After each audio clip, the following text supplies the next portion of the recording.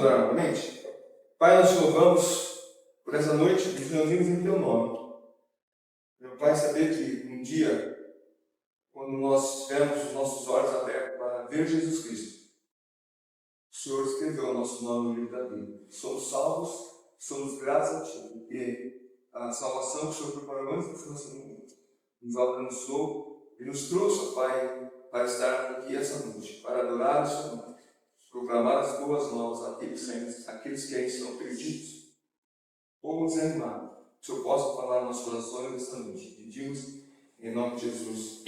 Amém. Nós abrimos o texto de Marcos 10 e nós vamos considerar apenas a parte do cego.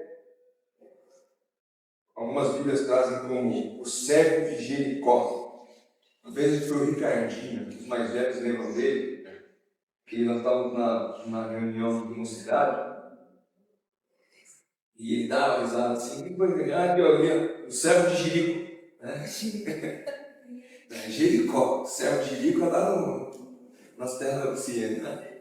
Ele dava risada, eu gostava muito do Ricardinho, infelizmente se perdeu na vida, né? E partiu. Só Deus pode nos falar, né? Saberemos na eternidade se realmente ele era salvo ou não. Foi até batizado, né?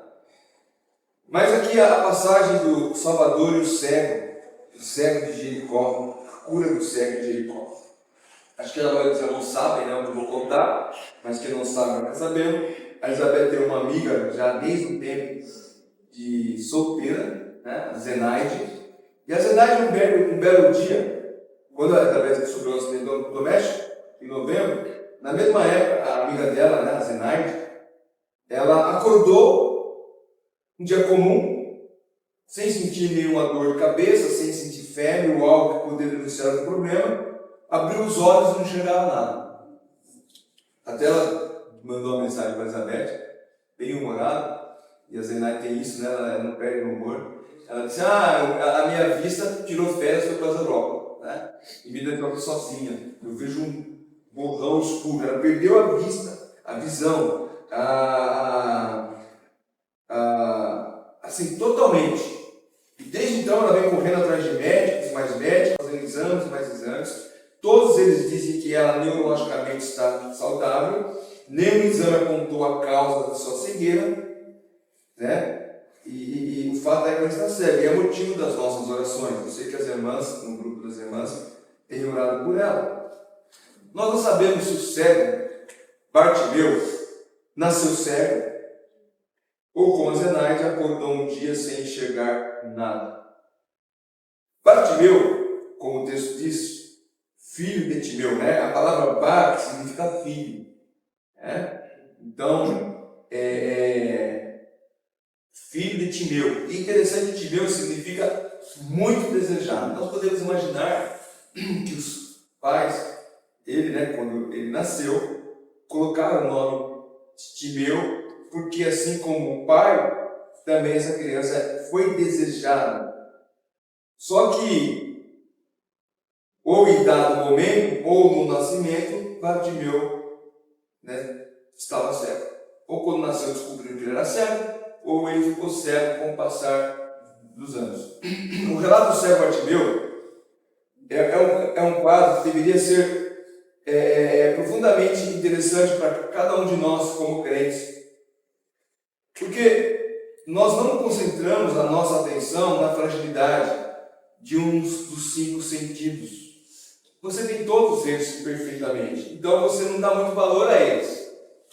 Então você enxerga.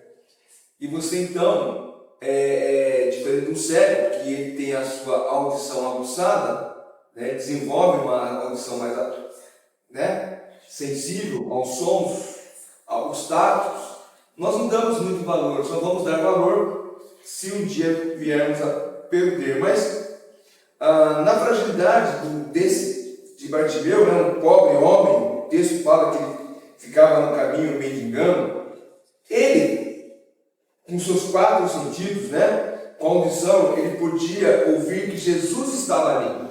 Jesus diz que ele ouvindo que Jesus estava ali. O seu olfato podia sentir o cheiro das pessoas, das coisas.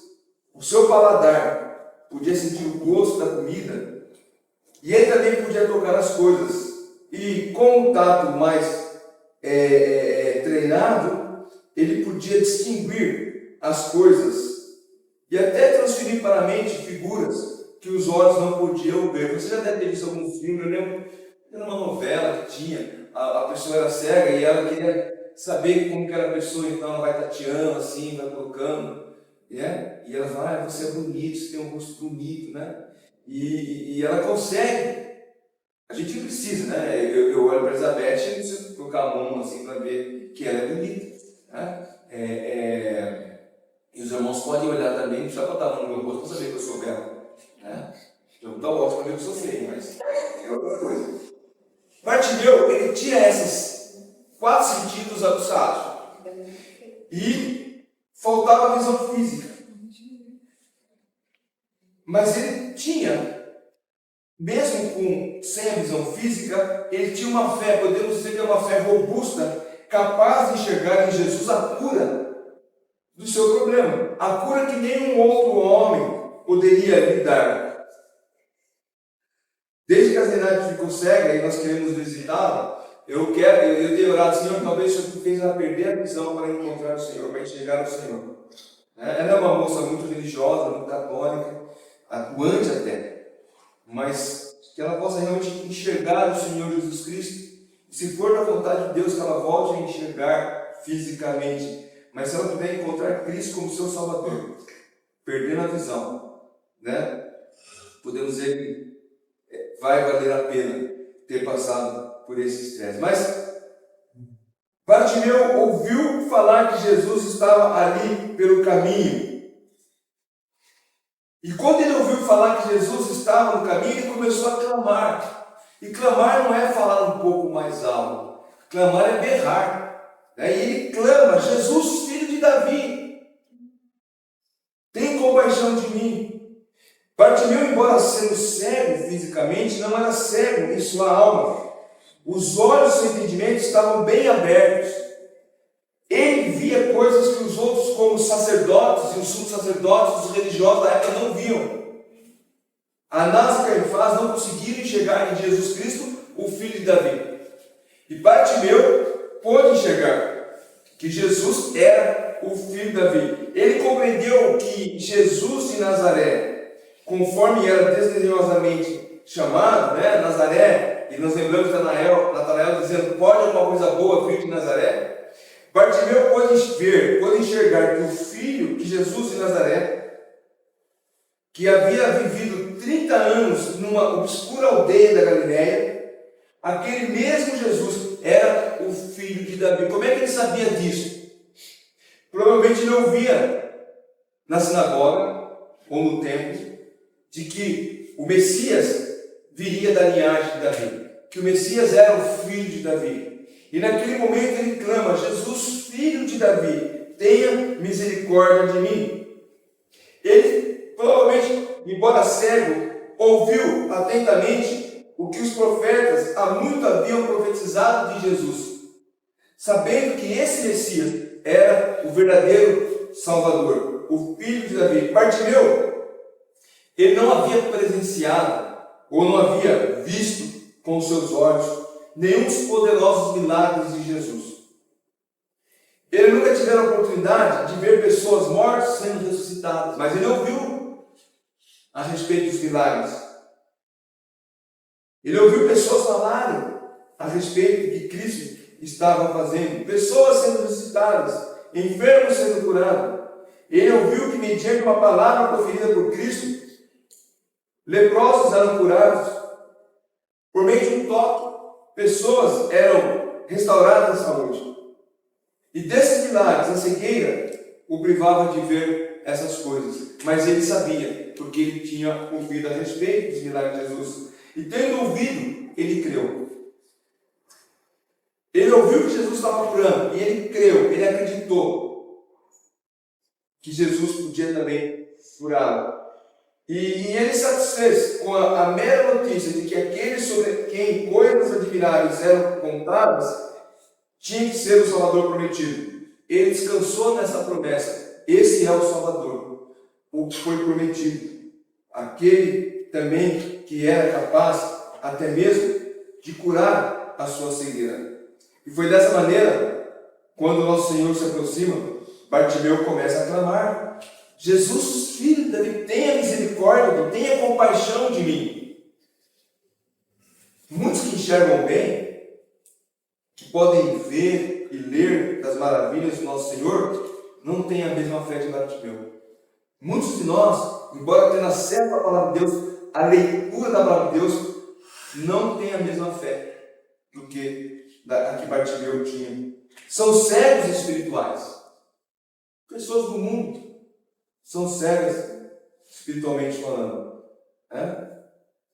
Não conseguem contemplar a Jesus Cristo, embora os evangelhos terem relatos do seu poder, da sua graça, à disposição para salvar as pessoas, elas continuam ainda sem enxergar o Salvador, Jesus Cristo, Muitos se mantêm cegos, não enxergam a salvação dada por Ele e a todo aquele que nele crê. Bartimeu, embora não enxergasse, ele tinha essa convicção. E nós não podemos, mesmo como crentes, não podemos ter receio de repousar a nossa confiança nas graciosas palavras do Senhor Jesus Cristo, não apenas quando cremos nele para ser salvo, mas também das promessas que Ele dá aos seus filhos, de que nos guarda, nos protege e que cuida de nós a cada dia. Nós devemos, pela fé, enxergar essas promessas e nos apropriar dela como verdade em nossas vidas, mesmo quando estivermos passando por momentos difíceis, por dificuldades. Crendo em Jesus, porque Ele se comprometeu a fazer pelos que creem nele, se comprometeu a cuidar dele, a fazer por nós, aquilo que nenhum outro homem poderia fazer, que é nos salvar. E Ele não apenas prometeu nos salvar, como nos salvou, mas também prometeu que estaria conosco todos os dias. E pela fé nós cremos e enxergamos essas verdades.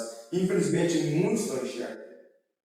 Muitos até acham: Jesus me abandonou. Jesus não abandona. Quem abandona, nós que o abandonamos. Jesus não nos abandona. No que consiste a carreira diária de um crente, senão em manter o espírito de fé no Senhor Jesus Cristo?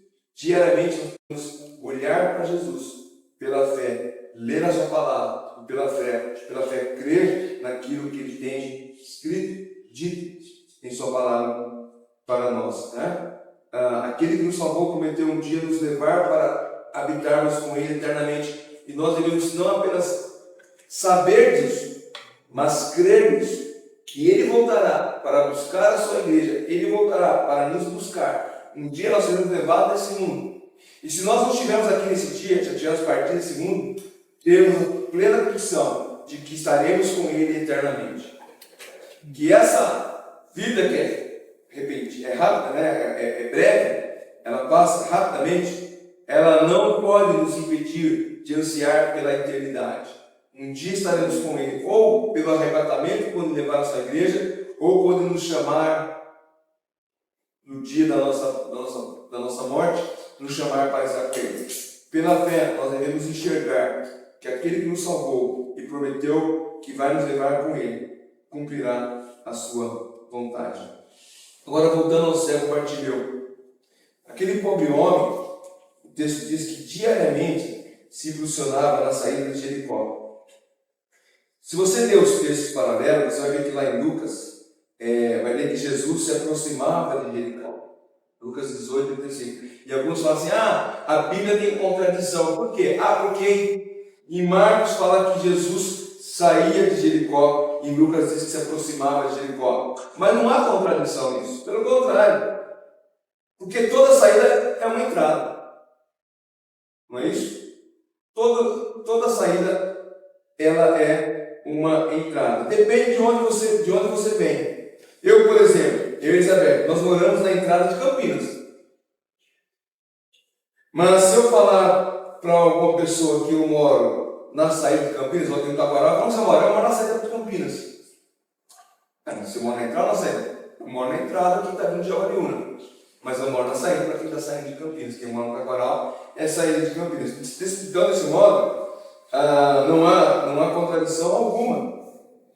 O fato é que Bartimeu estava ali na beira do caminho, na entrada e na saída da cidade, pedindo esmola. Esse cego diariamente se colocava ali, talvez com uma vasilha, algum objeto onde pudesse reter as moedas, esperando receber essas doações, né? Talvez naquele dia ele tivesse esperança que uma pessoa rica passasse por ali e deixasse uma boa gorjeta, uma boa esmola, né? Quem sabe hoje eu vou receber uma boa esmola, eu sempre recebo uma moedinha, é 25 centavos, 50 centavos, no máximo R$1. Quem sabe vai passar alguém que vai me dar R$100, R$200. Vai botar na minha moto aqui, meu bom homem. Né? E porque dinheiro ali é esmola talvez de uma semana. A esperança dele estava em alguém, talvez até levar para ele um prato de comida, levar algo para ele, uma água fresca, ou uma roupa. Bartimeu, a roupa está tão velha. E tem essa aqui, ó, você mais ou menos do meu tipo, leva essa roupa para você usar, né? Então, o fato é que a esperança de Bartimeu se concentrava naquilo que os outros poderiam fazer por ele.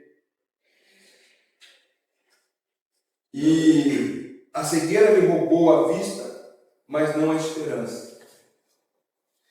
Assim como a cegueira espiritual de uma pessoa lhe rouba a visão do reino de Deus, o Evangelho de Cristo pode lhe trazer a esperança da vida eterna. Quantos cegos espirituais estão esperando de Deus uma bênção, talvez financeira, né? Uma bênção de prosperidade.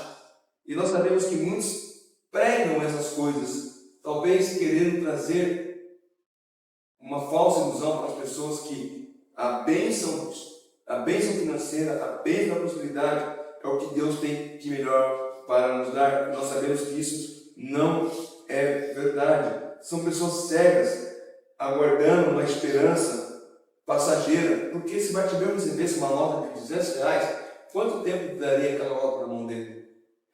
Quanto tempo dura o dinheiro no bolso de uma pessoa necessitada? Não muito tempo. Mas o que Cristo tinha para lhe dar era algo eterno, dando a visão correta da salvação em Jesus Cristo. Então, o servo de Jericó nos ensina que o procedimento correto, todo miserável pecador que somos nós, é clamar por Jesus, para que Ele se compadeça da nossa pobre e miserável alma. Aí você diz, eu já fiz isso no passado, amém. Por isso, mas você ainda deve continuar clamando pela sua pobre e miserável alma, porque diariamente necessitamos da graça e da compaixão de Cristo, da misericórdia dele, para nos manter nos seus caminhos. Vamos ver daqui a pouco que Bartimeu, ele não desejava que muitos procuram, né? Riqueza, glória, fama. Não, ele apenas desejou que pudesse ver. Quando Jesus pergunta, o que você quer que eu faça para você? Que eu possa ver. Só isso. Então, quando Bartimeu ouviu falar de Jesus, que Jesus estava próximo, ele não se preocupou com as demais pessoas, ele não ficou preocupado. O texto diz aqui que quando ele começa a clamar Jesus, filho de Davi, chamaram então a atenção dele, né? As pessoas tentaram impedi-lo e ele gritava mais ainda. O versículo 48 diz que muitos repreendiam para que ele se calasse, mas ele não se constrangeu, ele gritava mais ainda: se Jesus, filho de Davi, tenha compaixão de mim. Né? Ele desejava, ele não se importou com as pessoas, com a censura das pessoas. Assim como um pobre pecador não deve se importar com o que os outros vão pensar dessa decisão que ele está fazendo ao lado de Cristo, Bartimeu não se importou com o que as pessoas iriam dizer ou o que estavam dizendo para ele, para parar de gritar, né? Talvez a pessoa está preocupada com as demais pessoas, vão pensar, mas que ridículo agora eu dizer que aceitei Jesus Cristo, que agora eu sou um crente em Jesus Cristo, né? Não, o crente, aquela pessoa que busca Cristo Jesus, ele não olha para essas coisas, né? O que vão pensar de mim? Muitos vão ser ridicularizados, vão ser censurados, vão dizer que ficou louco, mas não importa. O que importa é o que você está enxergando. Você enxergou Cristo e isso é o que importa. E Bartimeu não se importou com as censuras que as pessoas, pelo contrário, como lemos no texto, ele cada vez mais gritava e clamando dessa forma, ele obteve o que o seu coração desejava, a atenção do Senhor Jesus Cristo. E aqui nos ensina também que Cristo, ele é atencioso para com aqueles que clamam por seu nome. Vamos ver, primeiro, deixa eu ver, 2 Crônicas 7,14. 2 Crônicas 7,14.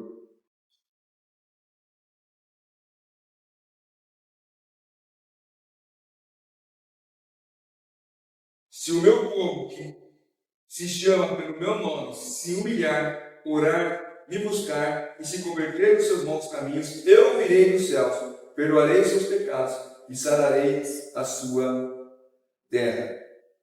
Então, Deus está disposto a ouvir a voz do arrependido, do pecador arrependido. Como ele fala aqui para Israel, se o meu povo que me chama pelo meu nome se converter e clamar por mim, eu ouvirei. E ainda Paulo fala em Romanos 10, 13. Romanos 10, 13.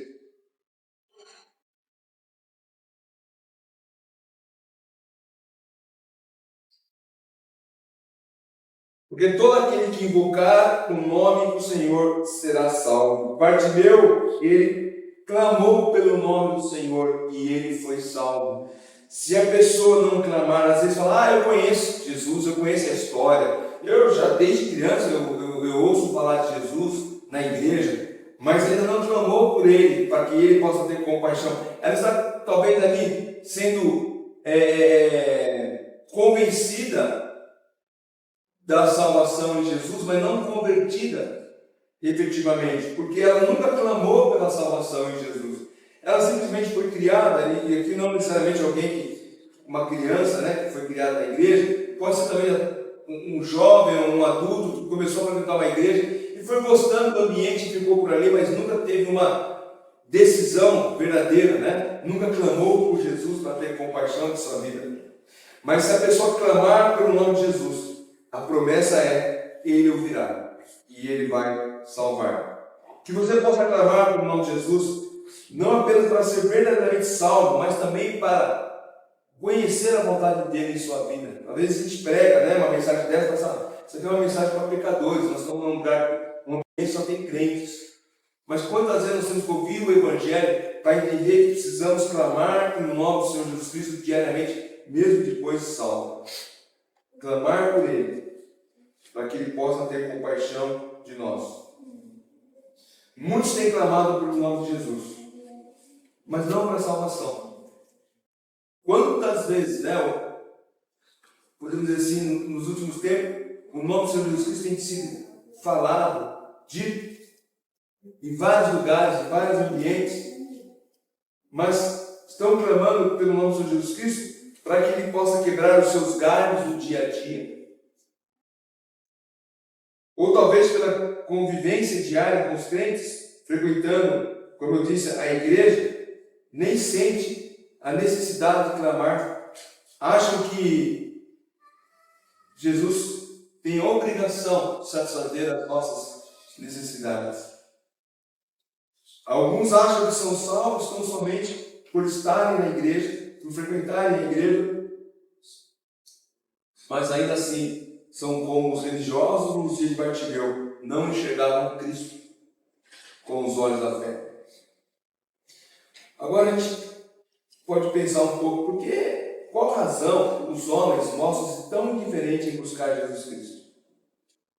Quando a gente prega o Evangelho é uma coisa boa, a palavra diz, é boa nova de salvação. Olha, você é pecador, você vai para o inferno. Se você crer no Senhor Jesus Cristo, você vai ser salvo, vai ver com Jesus na eternidade, sem sofrimento, na glória eterna. É uma notícia boa, mas por que as pessoas são indiferentes a esse Evangelho? Porque, em grande parte, essas pessoas não sentem de maneira suficiente os seus próprios pecados. e acham que talvez elas não necessitam de um Salvador, porque ela não é tão ruim assim, e não precisa clamar por Jesus. Elas não estão plenamente convencidas da situação deplorável que se encontram. Ela não é um pobre pecador, um miserável pecador, ela é uma boa pessoa, é gente boa, ela até é religiosa, mas ainda assim necessita da salvação em Jesus Cristo. Se ela não clamar por Jesus para ter compaixão da sua vida, ela pode passar a vida inteira na igreja, não vai passar a eternidade com o Senhor Jesus Cristo. As pessoas acham que podem chegar a Deus, seus próprios meios, porque ainda não enxergaram que o único caminho para a salvação é o Senhor Jesus Cristo. Elas não conseguem enxergar que a sua própria alma e a sua condição enferma as conduzirão para o inferno, né? Elas não entendem, né, o que precisam de Jesus Cristo entender. Mas assim como o cego Bartimeu, nós possamos não apenas conhecer a própria condição deplorável, mas buscar a Cristo para ser curado. Aqui eu estou dizendo não apenas para o pecador inconfesso, mas para todos nós, porque a nossa condição é deplorável. Nós somos pecadores, humanos pecadores, e infelizmente vivemos e convivemos com o pecado diariamente, e por isso diariamente devemos clamar por Jesus para que ele tenha compaixão de nós, para que possamos viver em plena comunhão com ele. Então, quando Bartimeu clama por Jesus, Jesus parou para atender. Ele escutou o roubo do cego e, com compaixão, pergunta o que aquele homem deseja. O texto diz que Jesus parou quando Jesus pediu para que levasse ele, o cego até ele, e o cego levantou-se, né? E atirou a capa de lado e correu até Jesus. E a pergunta de Jesus é: o que você quer que eu faça? A pergunta de $1 bilhão. Se Jesus perguntasse para você, o que você quer que eu faça por você? Qual seria a sua resposta? Sabe que Jesus sabia o que Bartimeu queria? É claro que Jesus sabia o que Bartimeu queria, porque Jesus conhece o coração do homem. Ele é Deus, conhece o desejo de cada um de nós. Podemos ver, por exemplo, Salmo 139, versículos 23 e 24, e até muitas vezes nós cantamos, né? Sonda, meu Deus, e conhece o meu coração. Prova-me e conhece o meu pensamento. Vê se há em mim algum caminho mau, guia-me pelo caminho eterno. Jesus conhecia o coração de Bartimeu. Jeremias 17:10, nós lemos, Jeremias 17:10, nós também lemos assim: como a perdiz que choca os ovos, que não pôs, assim é aquele que ajunta as riquezas. É 17:10 mesmo. Eu estou lendo 11, desculpa. Eu, o Senhor, sondo o coração, eu provo os pensamentos para dar a cada um segundo os seus caminhos, segundo o fruto das suas ações. E também, né, o apóstolo Paulo colabora conosco, lá em Romanos 8:27, quando ele, então, diz, em Romanos 8, versículo 27, e aquele que sonda os corações sabe qual é a mente do Espírito, porque intercede pelos santos de acordo com a vontade de Deus. Jesus sabia o que Bartimeu queria, mas Jesus queria ouvir da própria boca que Bartimeu realmente desejava. Da mesma forma, né, nosso Senhor espera que nós possamos clamar pelas nossas necessidades. Alguns, não sei quantos leram que eu coloquei, e amanhã em casa eu quero ler ele a todos, a que eu postei sobre a falência, a luta da reunião de oração, né? E uma das partes ali, ele diz assim: não, Deus sabe todas as coisas, para que eu vou orar? Ele sabe o que eu preciso, por que eu vou orar para Ele? Porque Ele quer ouvir da nossa boca as nossas necessidades. assim como ele quer ouvir o pecador clamar pela salvação. Ele quer que as pessoas clamem por seu nome para serem salvos. A pergunta de Jesus: o que queres que eu faça por ti? O servo poderia pedir uma grande esmola. Senhor, me dê uma esmola que me poupe, pelo menos por um ano, de vir aqui esmolar. Senhor, me dê comida. Eu sinto o cheiro de frango assado ali. Você pode comprar um franguinho desse para mim? Senhor, a minha casa é tão pobre, simples, é um caserna. Me dê uma boa casa. Me dê empregados para auxiliar nessa casa grande que o Senhor vai me dar. Empregados para auxiliar nas minhas necessidades. E me dê um bom carro. Um carro assim que, quando eu passar, os meus vizinhos olharem para mim, olha o cego Bartimeu com um chofer. Cego não pode dirigir. Um chofer. Você viu? Quem que fez isso? Jesus. Jesus perguntou o que é que eu faço, ele pediu isso aí. Não, Bartimeu não pediu nada disso. Bartimeu só pediu para enxergar. Na teologia da prosperidade, tais líderes oferecem não a visão espiritual restaurada para ver a salvação em Jesus Cristo. Não. Eles oferecem benefícios materiais. E se esse servo fosse membro dessas igrejas, o que ele pediria? Dinheiro, carro ou algum bem material? E é triste ver pessoas sinceras. Eu não estou dizendo que elas não são sinceras. Elas querem melhorar de vida, mas querem melhorar de um meio fácil. Eu vou naquela igreja lá, porque se eu der 1.000, eu vou receber 10.000. Aí não recebe, e a resposta que vem sempre é: não, você não recebe porque você não tem fé. Ele sai sem 1.000 no bolso, sem a fé, por mais pequeno que fosse, porque ele não recebe. Mas o meu pastor, ele tem fé, porque ele tem um carro importado, blindado, ele mora numa mansão. É lógico que você está dando 1.000 para ele. Ele vai ter sempre isso. Eu estava conversando com uma pessoa, dizendo de um pastor, saiu um escândalo esses dias aí, e o pastor, o salário dele acho que era de R$200.000, mas os penduricários que ele recebe, auxílio moradia, combustível, chega a 500 mil. E a esposa também recebe, tá? 500 mil por mês ele recebe isso. E quem paga isso? Alguém que quer receber o que ele tem. Ao invés de ter a visão da salvação em Jesus e entender que agora, como Bartimeu, provavelmente Bartimeu parou de esmolar para poder trabalhar e ganhar o pão de cada dia, que é o que todos nós fazemos, essas pessoas vão atrás da prosperidade, achando que a bênção que Deus tem para nos dar é as coisas materiais dessa vida. Pense nisso. Os benefícios do dinheiro, ele vai manter a pessoa cega. Se Bartimeu pedisse bastante dinheiro, o benefício do dinheiro ia manter ele cego. Mas ele seria cego com um bem material. Só que o benefício da visão espiritual restaurada proporcionará o que Jesus fala em João 10:10, vida abundante. E o que é vida abundante? Significa uma vida alegre, eterna. Recebemos essa vida abundante quando aceitamos Jesus como Salvador.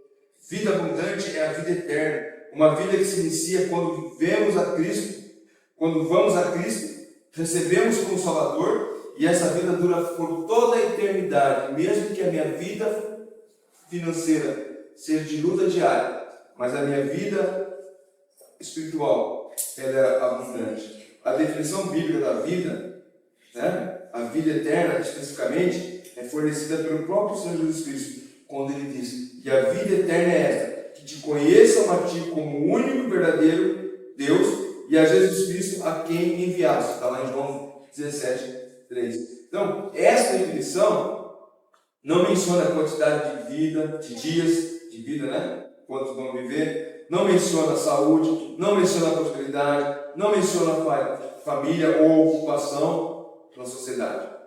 Na verdade, a única coisa que a vida abundante nos oferece, a única coisa que menciona é o conhecimento conhecimento de Deus. Vida abundante é a salvação em Cristo e o conhecimento de Deus que nós passamos a adquirir.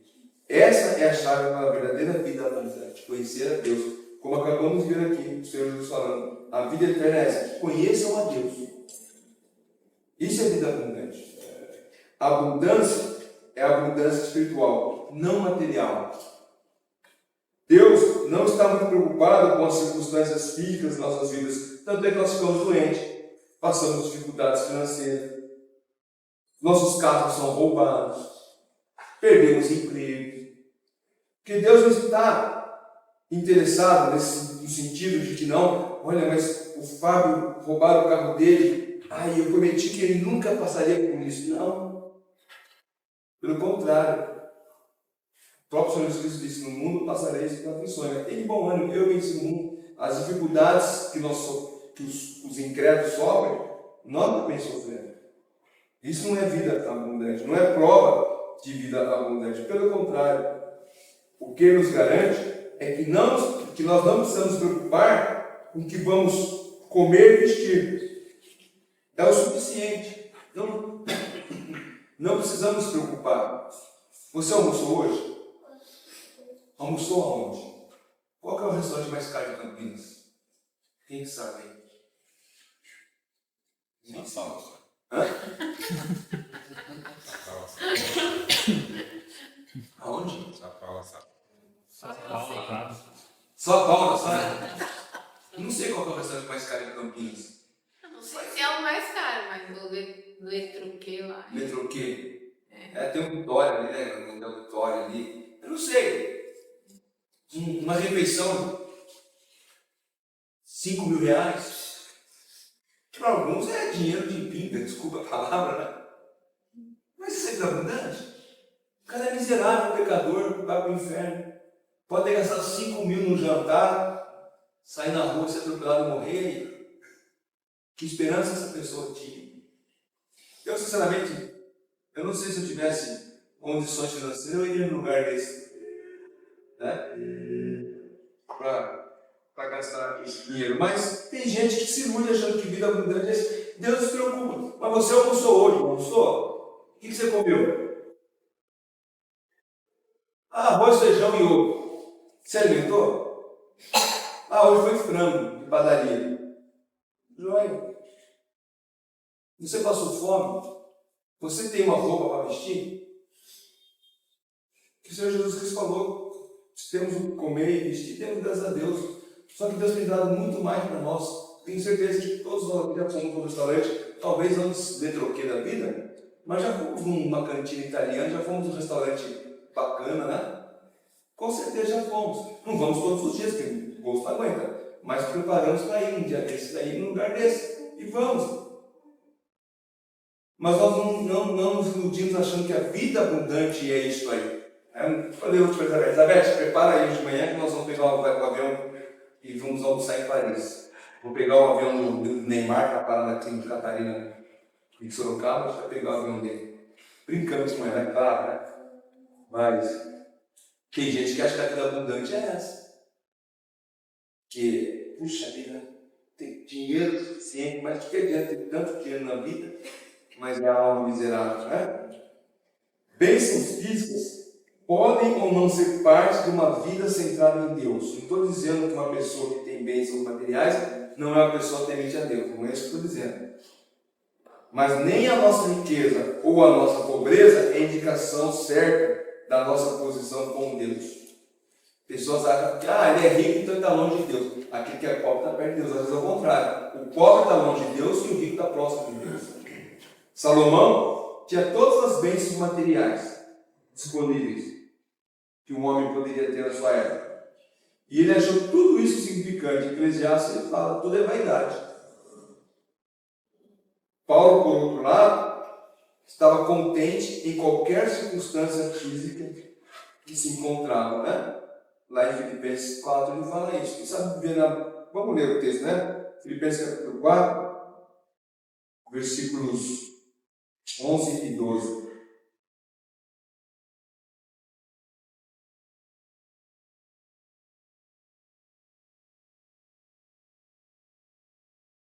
Filipenses 4, versículo 11 e 12. Digo isso não porque esteja necessitado, porque aprendi a viver contente em toda e qualquer situação. Sei o que é passar necessidade e sei também o que é ter em abundância. Aprendi o segredo de toda e qualquer circunstância, tanto estar alimentado como ter fome, tanto de ter em abundância como de passar necessidade. Tudo posso naquele que me fortalece. Paulo era um homem que tinha uma vida abundante. Ele passou fome. Então, é para essa vida abundante que o Evangelho é pregado, né? Aponta. Não é para a vida abundante e próspera.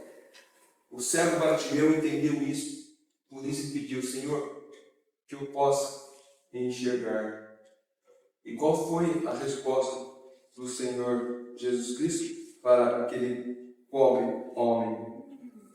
Ah, Bartimeu, eu não sei se eu posso fazer isso, não. Eu não tenho poder para isso. Não. Pelo contrário, o Senhor Jesus Cristo, né, disse: vá, a sua fé salvou você. E aquele homem passou a enxergar imediatamente, seguindo Jesus estrada afora. Aquele homem não apenas ouviu que Jesus era o Filho de Davi, ele creu nessa palavra e o buscou. E não apenas teve os olhos físicos abertos, mas a alma recebeu. Como é que ele sabe disso? Porque o texto diz que ele seguiu o Senhor Jesus Cristo. Ele tornou um seguidor de Cristo. Então, quando os nossos olhos são abertos, nós passamos a chegar a Cristo, nós passamos a segui-lo a estrada fora. A estrada da nossa vida passa a ter a companhia do Senhor Jesus Cristo. Que nós possamos fazer como o servo Bartimeu, diariamente clamar: Jesus, Filho de Davi, tem misericórdia de mim. Eu sou um pecador nato e necessito da tua presença diariamente para me dar a vitória contra o pecado. Que Deus nos abençoe e possamos clamar diariamente pelo Senhor Jesus Cristo. Amém?